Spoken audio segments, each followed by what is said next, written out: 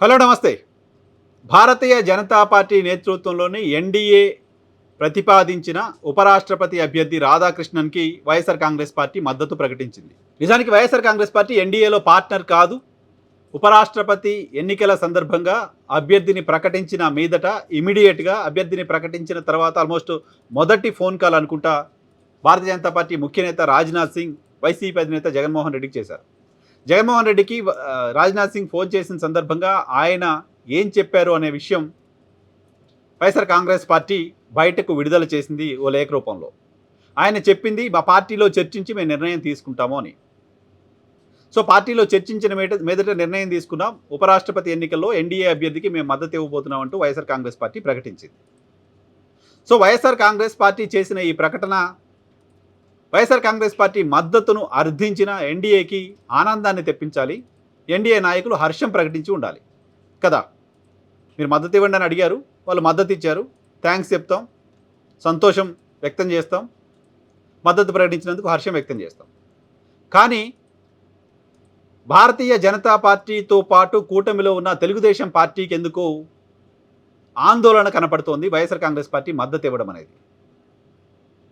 మరోవైపు YSR Congress party line మాత్రమే చెప్తుంది. దీంట్లో YSR Congress party point of వ్యూలో మాట్లాడదాం. తెలుగుదేశం పార్టీ ఆందోళన ఇంకో వీడియోలో చెప్తాం మీకు. సో వైఎస్ఆర్ కాంగ్రెస్ పార్టీ ఎందుకు ఎన్డీఏకి మద్దతు ఇచ్చింది, ఎన్డీఏ ఎందుకు మొదటి కాల్ జగన్మోహన్ రెడ్డికే చేసింది? నిజానికి తెలుగు రాష్ట్రాలకు సంబంధించిన బీఆర్ఎస్ పార్టీ కానీ వైఎస్ఆర్ కాంగ్రెస్ పార్టీ కానీ అటు ఎన్డీఏలోను ఇటు ఇండీ కూటమిలోనూ లేవు, మధ్యస్థంగా ఉన్నాయి. సో రెండు కూటములకు దూరంగా ఉన్న ఈ రెండు పార్టీలు తెలుగు రాష్ట్రాలకు సంబంధించిన పార్టీలుగా ఉన్నాయి.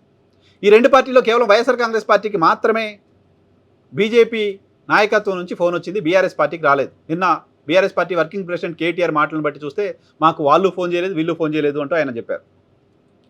సో భారతీయ జనతా పార్టీ జగన్మోహన్ రెడ్డికి ఫోన్ చేయడం ద్వారా జగన్మోహన్ రెడ్డి బయటున్న మావాడే అనుకుంటోందా? తెలుగుదేశం పార్టీకి సంబంధించిన నాయకత్వాన్ని కనీసం కన్సిడర్ చేయకుండానే, వాళ్ళతో మాట్లాడకుండానే, వాళ్ళకి ఏమైనా కోపం వస్తుందేమనే ఆలోచన కూడా చేయకుండానే జగన్మోహన్ రెడ్డికి ఫోన్ చేయడం ద్వారా తెలుగుదేశం పార్టీ లోపలున్న మనోళ్ళు కాదు అని అనుకుంటుందా?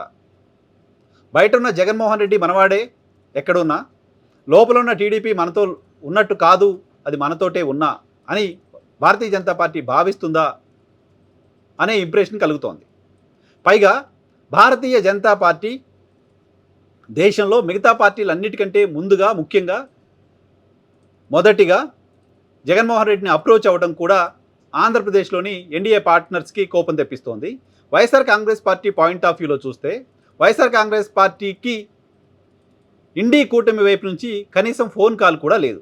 ఎందుకు వైసీపీ నిర్ణయం తీసుకుంది అనే దానికి సంబంధించి ఇండీ కూటమి వైపు నుంచి తమ పార్టీ అభ్యర్థిని ప్రకటించిన తరువాత నామినేషన్ కూడా వేశారు. ఈ క్షణానికి కూడా ఇండీ కూటమి వైపు నుంచి వైసీపీకి మాకు ఓటేయండి అని ఆహ్వానం లేదు, ఇన్విటేషన్ లేదు.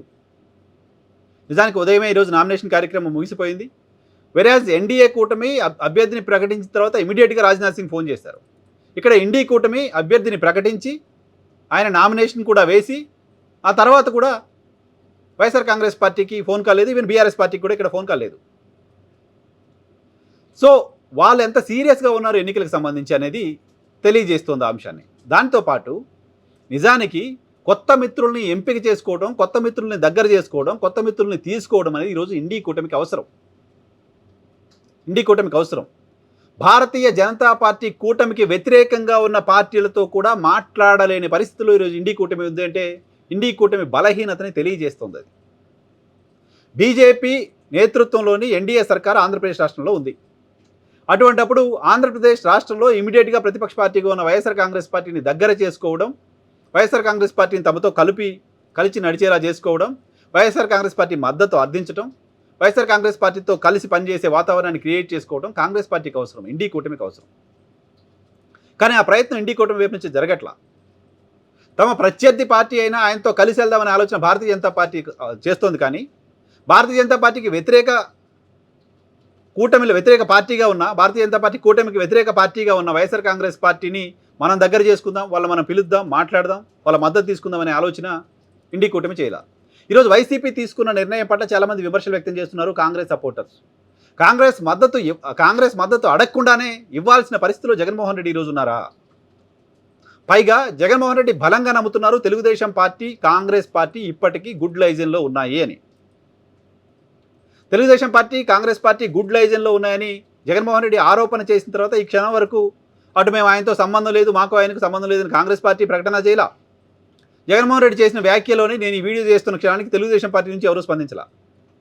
పైగా బీహార్ ఎన్నికల్లో బీహార్లో బీజేపీని ఓడించండి, ఆంధ్రప్రదేశ్లోని తెలుగుదేశం పార్టీ కూడా ఎన్డీఏ నుంచి బయటకు వస్తుంది, కేంద్రంలో కూడా బీజేపీ ప్రభుత్వం పడిపోతున్నట్టు కాంగ్రెస్ క్యాంపెయిన్ చేస్తుంది. ఈ పరిస్థితుల నడుమ జగన్మోహన్ రెడ్డి తీసుకున్న నిర్ణయం రాజకీయంగా ముందు చూపుతో తీసుకున్న నిర్ణయంగానే చూడాలి. సేమ్ టైం ఈరోజు బొత్స కామెంట్ని బట్టి చూస్తే వైఎస్ఆర్ కాంగ్రెస్ పార్టీ ఏర్పడిందే కాంగ్రెస్కి వ్యతిరేకంగా, ఈ పార్టీ ఫామ్ అయిందే కాంగ్రెస్ పార్టీకి వ్యతిరేకంగా, ఈ పార్టీ పుట్టుక వెనక రీజనే కాంగ్రెస్ పార్టీ. కాంగ్రెస్ పైన కోపంతో, కాంగ్రెస్ నిర్ణయాలపైన వ్యతిరేకతతోటే వైఎస్ఆర్ కాంగ్రెస్ పార్టీ ఏర్పడింది. అటువంటి మేము కనీసం వాళ్ళు మద్దతు కూడా అడగకుండా ఏ రకంగా ఉపరాష్ట్రపతి ఎన్నికల్లో ఎన్డీ కూటమికి కాంగ్రెస్ పార్టీ బలపరిచిన అభ్యర్థికి మద్దతు ఇస్తామనే వైసీపీ అడుగుతున్న లాజిక్కి కాంగ్రెస్ దగ్గర ఆన్సర్ లేదు. ఈ నేపథ్యంలో వైఎస్ఆర్ కాంగ్రెస్ పార్టీ ఎన్డీఏకి బీజేపీకి జై కొట్టడం అనేది ఆంధ్రప్రదేశ్ రాజకీయాల్లో ఈ రోజు కాకపోయినా భవిష్యత్తులో అత్యంత కీలకమైన పరిణామంగా కనపడుతోంది.